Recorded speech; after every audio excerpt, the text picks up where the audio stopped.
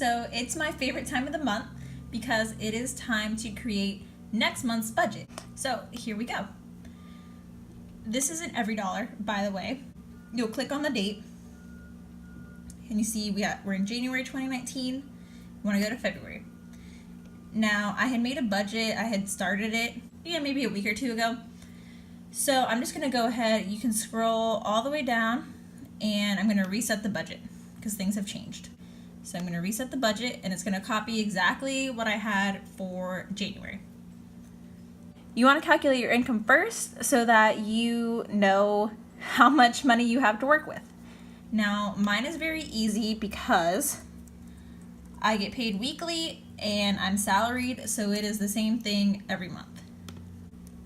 This month I should be getting a tax refund. So gone through, added all sources of my income, and now we're gonna go. The next place I have set up is housing. When you do it yourself, you can set up your categories, you can set up the order any way you like. I'll show you just real quick. You can drag and drop these into a different order, but housing is due on the 1st for me. So earlier today, I went through and I calculated basically what I need to pay.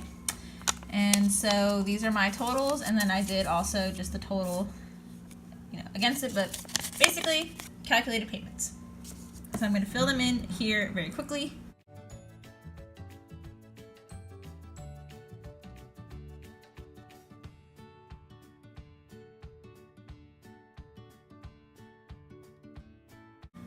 Okay, so we're all updated there.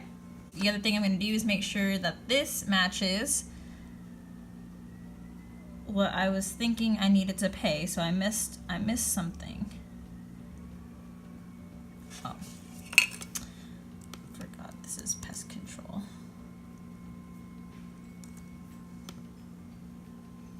Okay, so now this number right here is matching the total that I had written down here. This 676.01, and so we're good. Finish my housing. Food, I'm gonna go ahead and keep the same. Okay, now this month I do not have to pay tires again, thankfully. So you can delete out anything that maybe was an expense the previous month, but you don't need this month, so I'm deleting it out. I'm putting 100 into my sinking fund. And then I am going on a trip for my cousin's wedding. And so I'm gonna put travel, and I'm gonna go ahead and put $100 between, probably need to gas up at least 2 or 3 times, and then eating out. But I'm just gonna put it all in one. Let's see. Okay, this is the same, keeping this the same. Nothing changes here, so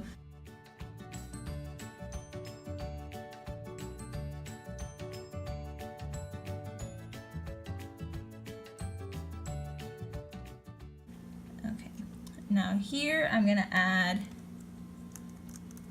wedding gift. I'll do $50. Also want to do a giveaway, and I think I have all the items, so I actually just need to pay probably postage, so I'll budget $10 for that. Oh yeah, I can show you here. I'm looking off of this tiny thing that I wrote just things to remember that are different for this month than as opposed to other months. And so I put in the wedding travel, I put in the wedding gift. I want to put in, I'll put it under food, but I'll put Valentine's Day. I'll put 100. But if you'll look up here, I still have $1,400. I have $1,400 to budget, mostly because of that tax return. That's a huge thing I wasn't expecting. So actually, I'm gonna put almost the entirety of the tax return at this point towards my financial coaching sinking fund. And then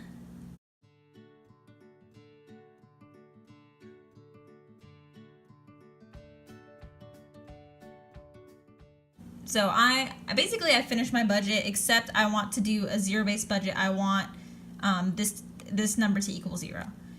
And in order to do that, I'm going through and I'm finding spots that I can either add a little bit more. So you know what, I'll do 150 this month instead of 100.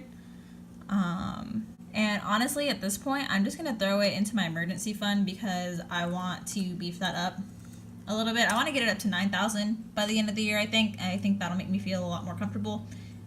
And so yeah, so now it says up here, it's an EveryDollar budget, and we're done. When you have any extra funds here that you're trying to allocate, if you're in debt, that could be an opportunity for you to put it down here. So I don't have any debt, but you could put extra funds towards a debt payment. You could put it into something like retirement if you're already done and out of debt.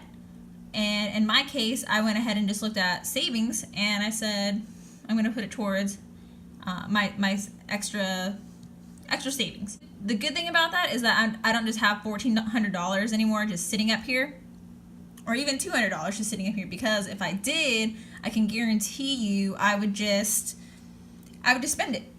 But it wouldn't have been a planned and an intentional purchase or use of that money. And so now by allocating it somewhere, at least I have a plan in place. But yeah, so that is how I do my budget in EveryDollar. And then as the month goes on, it is very easy to adjust my categories, and that is good and bad. It's bad because if I go over, I don't have to think very hard. I can just change it easily. But having the written version is very good for me because I have to stay honest with myself, and I can't just go and adjust when I overspend because I was being lazy or I wasn't being intentional with my spending. Again, let me know if you have any questions. I've been using this for over a year at this point, and I really enjoy it, and I would be happy to help. But that is it for now. Bye guys. Thank you so much for watching.